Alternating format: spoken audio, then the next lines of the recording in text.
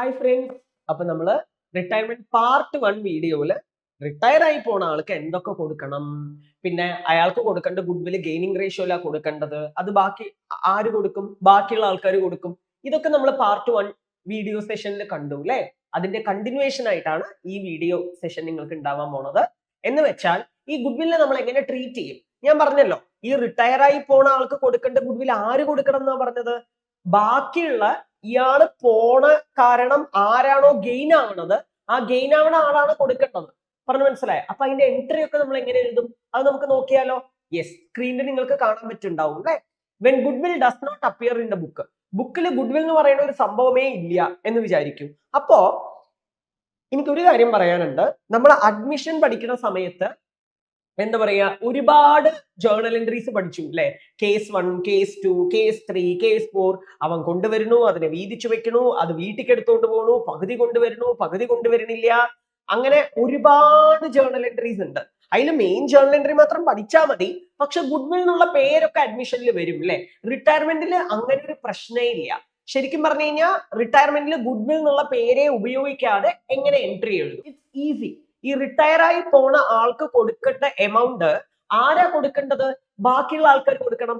ആരാ ഈ ബാക്കിയുള്ള ആൾക്കാര്, ഗെയിൻ ആവണ ആള്. ഇപ്പൊ ABC എന്ന് പറഞ്ഞിട്ട് 3 ആൾക്കാരുണ്ടെന്ന് വിചാരിക്കുക. അതിൽ C ആണ് റിട്ടയർ ആയി പോണെന്ന് വിചാരിക്കുക. C റിട്ടയർ ആയി പോണ കാരണം കൊണ്ട് Aയും Bയും ഗെയിൻ ആവുന്നുണ്ട് എന്നുണ്ടെങ്കിൽ A ആൻഡ് B രണ്ടുപേരും ചേർന്ന് Cക്ക് എമൗണ്ട് കൊടുക്കണം. പറഞ്ഞു മനസ്സിലായോ? പക്ഷേ ABC 3 ആൾക്കാരുണ്ട്, C റിട്ടയർ ആയി പോണു. C പോണ കാരണം കൊണ്ട് ആകെ ഗെയിൻ ആവണത് B മാത്രമാണ്. Aക്ക് ഗെയിനും ഇല്ല സാക്രിഫൈസും ഇല്ല എന്ന് വിചാരിക്കുക. അപ്പൊ ആ B മാത്രം കൊടുത്താൽ പോരെ? ആർക്ക്? Cക്ക്. A ഒന്നും കൊടുക്കേണ്ട ആവശ്യമില്ല അല്ലെ. ഇനി മറിച്ച് സംഭവിച്ചാലോ, ABC 3 ആൾക്കാരുണ്ട്, C പുറത്തു പോണു ആൻഡ് B വന്നിട്ട് ഗെയിൻ ആവണു, A വന്നിട്ട് സാക്രിഫൈസ് ആവുന്നു. A വന്നിട്ട് എന്താവണു? സാക്രിഫൈസ് ആവണു. അപ്പൊ A മിണ്ടാതിരിക്കോ? അതെന്താ നീ മാത്രം ഗെയിന്, ഞാൻ മാത്രം കഷ്ടം അനുഭവിക്കണോ എന്ന് പറഞ്ഞിട്ട് A വന്നിട്ട് ഫൈറ്റിന് പോവില്ലേ? സ്വാഭാവികം അല്ലെ. അപ്പൊ Aയുടെ വായടക്കണ്ടേ? യെസ്. അപ്പൊ ഈ ഗെയിൻ ആവണ പാർട്ട്ണർ എന്ത് ചെയ്യുന്നറിയോ, അവന് കൊടുക്കാനുള്ള ഗുഡ്വില്ലും നിനക്ക് ഞാൻ കുറച്ചൊരു എമൗണ്ട് തരാം, നീ കുറച്ച് കാലഘട്ടത്തേക്കൊന്നും മിണ്ടാതിരിക്കുക. ഇത്രയേ ഉള്ളൂ. പൈസയുടെ കാര്യമല്ലേ, ഇറ്റ്സ് ഈസി. നൈസ് ആയിട്ട് അങ്ങോട്ട് വായടപ്പിക്കും. പറഞ്ഞു മനസ്സിലായോ? അപ്പോ ഞാൻ പറഞ്ഞു വരുന്ന കാര്യം എന്താണെന്ന് വെച്ച് കഴിഞ്ഞാൽ, ഗുഡ്വില്ലിന്റെ എൻട്രി എന്താന്ന് പറഞ്ഞു കഴിഞ്ഞാൽ, ഗെയിൻ ആവണ ആള് റിട്ടയർ ആയി പോണ ആൾക്ക് എമൗണ്ട് കൊടുക്കണം. ഈ ഗെയിൻ ആവണ ആള് റിട്ടയർ ആയി പോണ ആൾക്ക് മാത്രം എമൗണ്ട് കൊടുത്തിട്ട് കാര്യമില്ല. ആരെങ്കിലും സാക്രിഫൈസ് ആവുന്നുണ്ടെങ്കിൽ ആ സാക്രിഫൈസ് ചെയ്യുന്ന ആൾക്ക് എന്ത് ചെയ്യണം? എമൗണ്ട് കൊടുക്കണം. It's so easy, very easy അല്ലെ. അപ്പൊ gaining partner capital account debit to retiring partner capital account. കുറച്ചുകൂടി ഒന്ന് മോഡിഫൈ ചെയ്ത് പറഞ്ഞാലോ നമുക്ക്, gaining partner capital account debit to retiring partner capital account to sacrificing partner capital account. അങ്ങനെയും എഴുതാം. Gain ആവണത് ഒരാളേ ഉള്ളൂ, അല്ലെങ്കിൽ 2 ആൾക്കാരല്ലോ. 4 ആൾക്കാരുള്ള സ്ഥാപനത്തിൽ ചിലപ്പോൾ 2 ആൾക്കാർ ഗെയിൻ ആവും. ഒരാൾ പോണു, ഒരാൾ സാക്രിഫൈസ് ചെയ്യുന്നുണ്ടാവും. അപ്പൊ ആ പോണ ആൾക്ക് ആ ഗെയിൻ ആവണ ആൾക്കാർ 2 പേര് കൊടുക്കണം. അവന് മാത്രം കൊടുത്തിട്ട് കാര്യമില്ല. ഇവൻ പോണ കാരണം കൊണ്ട് ആരെങ്കിലും ഒരാൾ സാക്രിഫൈസ് ആവുന്നുണ്ടെങ്കിൽ ആ സാക്രിഫൈസ് ചെയ്യുന്ന ആൾക്ക് കൊടുക്കണം. സാർ എങ്ങനെയാ സാർ സാക്രിഫൈസ് ആവുമോ എന്ന് കണ്ടുപിടിക്കാൻ പറ്റുക? നമ്മൾ ഗെയിനിങ് റേഷ്യോ കാൽക്കുലേറ്റ് ചെയ്യുമ്പോൾ എന്താ ഫോർമുല വരിക? New ratio minus old ratio ആണല്ലോ. അങ്ങനെ ചെയ്യുമ്പോൾ പോസിറ്റീവ് ആണ് ആൻസർ വരിക. ഇനി ആർക്കെങ്കിലും ഒരാൾക്ക് നെഗറ്റീവ് ആൻസർ വന്നു എന്ന് വിചാരിക്കും. ആർക്കെങ്കിലും ഒരാൾക്ക് നെഗറ്റീവ് ആണ് ആൻസർ അയാൾ സാക്രിഫൈസ് ആവണമെന്ന് അർത്ഥം. എന്ന് വെച്ചാൽ ഗെയിനിങ് റേഷ്യോ കാൽക്കുലേറ്റ് ചെയ്യുന്ന സമയത്ത് നമുക്ക് നെഗറ്റീവ് ആൻസർ വന്നു കഴിഞ്ഞാൽ അയാൾ സാക്രിഫൈസ് ചെയ്യുന്നു എന്നർത്ഥം. സാക്രിഫൈസിങ് റേഷ്യോ കാണുന്ന സമയത്ത് നെഗറ്റീവ് ആൻസർ വന്നു കഴിഞ്ഞാൽ അയാൾ ഗെയിൻ ആവണു എന്നർത്ഥം. ഇങ്ങനെ വേണം നമ്മൾ പഠിക്കാൻ. അപ്പൊ ഇതൊക്കെ ചെറിയ ചെറിയ കാര്യങ്ങളാണ്.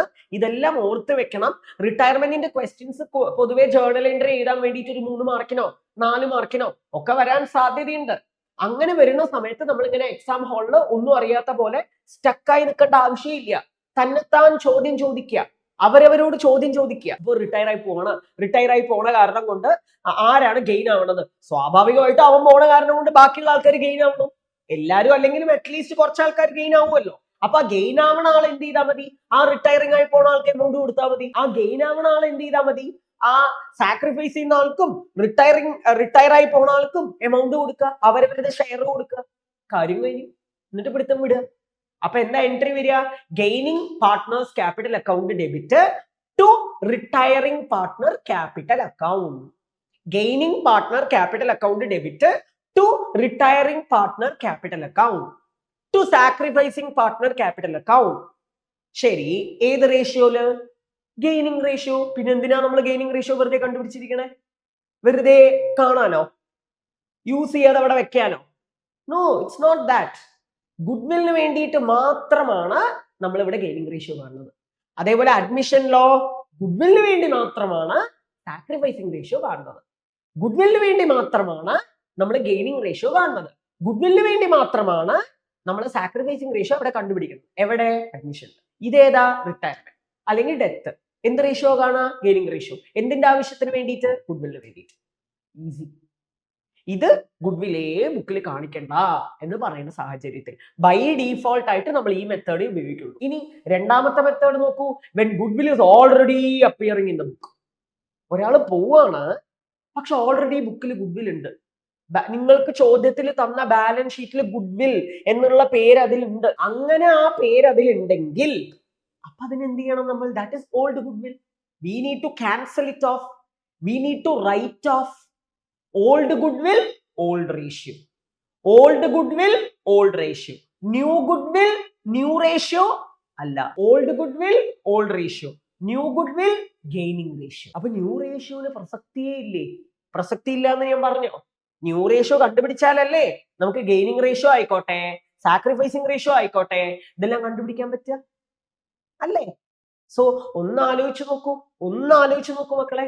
അതായത് എന്താണ്? നമ്മുടെ ഓൾഡ് ഗുഡ്വിൽ, ഓൾഡ് റേഷ്യോ.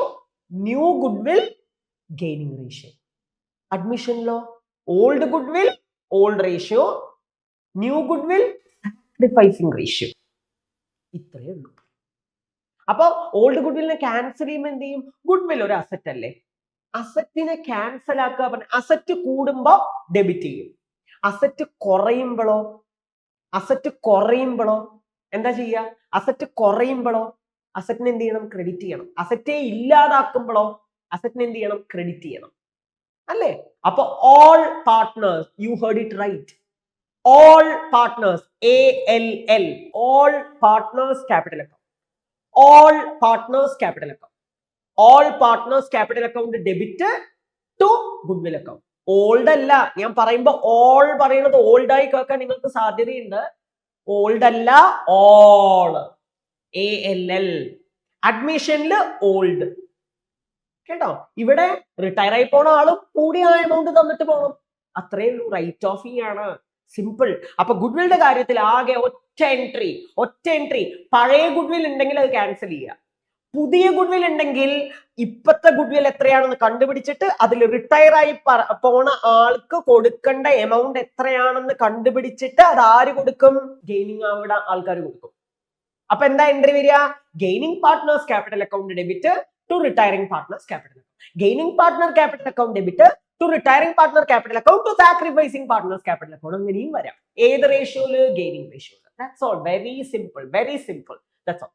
അപ്പോ ഈ എൻട്രി നിങ്ങൾ എപ്പോഴും ഓർത്ത് വെക്കണം. ഈ ചോദ്യവുമായി ബന്ധപ്പെട്ട് 3 or 4 മാർക്കിന് വരാം. ഓക്കെ. ഇനി അഡ്മിഷനിൽ നമ്മൾ വന്നിട്ട് എന്താ പറയാ, ഒരാൾ ഉള്ളിലോട്ട് വരുമ്പോഴേക്ക് നമുക്ക് വേഗം അസറ്റും ലയബിലിറ്റി ഒക്കെ കൂടിയിട്ടുണ്ടോ കുറഞ്ഞിട്ടുണ്ടോ നോക്കിയിട്ട് അതിൽ നിന്നും ഉണ്ടാവുന്ന ലാഭനഷ്ടം നമുക്ക് വേഗം വീതിച്ചെടുക്കാന്ന് പറഞ്ഞിട്ട് അഡ്മിഷനിൽ പഠിച്ചില്ലേ? അപ്പൊ അതുപോലെ ഈ റിട്ടയർ ആയി പോണ സമയത്ത് റിട്ടയറിംഗ് പാർട്ട്ണർ മിണ്ടാതിരിക്കുവോ? അയാൾ പറയില്ലേ അതെന്താ ഒരാൾ ഉള്ളിലോട്ട് കയറി വരുമ്പോൾ മാത്രമേ നിങ്ങൾ റീവാല്യൂ ചെയ്യുള്ളൂ. ഞാൻ ഇപ്പൊ പുറത്തു പോവല്ലേ, എനിക്ക് തരാനുള്ള ക്യാപിറ്റൽ, എനിക്ക് തരാനുള്ള ഗുഡ്വിൽ, എനിക്ക് തരാനുള്ള ഇൻട്രസ്റ്റ് ഓൺ ക്യാപിറ്റൽ, എനിക്ക് തരാനുള്ള സാലറി, എനിക്ക് തരാനുള്ള കമ്മീഷൻ, ഇങ്ങനെ ഇത് മാത്രം നന്നാ പോരാ, അസറ്റും ലയബിലിറ്റിയിലും ഒക്കെ എനിക്ക് പങ്കുണ്ട്, ഇതൊക്കെ റീവാല്യൂ ചെയ്യൂ. എന്നിട്ട് അതിൽ എന്തെങ്കിലും മാറ്റമുണ്ടോ, അതിൽ എന്തെങ്കിലും കൂടിയിട്ടുണ്ട്, അതിൽ നിന്നും ഉണ്ടാകുന്ന പ്രോഫിറ്റ് ആണെങ്കിൽ എനിക്ക് ലോസ് ആണെങ്കിൽ ഞാൻ അങ്ങോട്ടേക്ക് തരാം. അപ്പോൾ നമ്മൾ അടുത്തത് പഠിക്കാൻ പോകുന്നത് revaluation of asset and re assessment of liability. അത് നമുക്ക് എന്ത് ചെയ്യാം, അടുത്ത വീഡിയോ ക്ലാസ്സിൽ നോക്കാം. Thank you so much.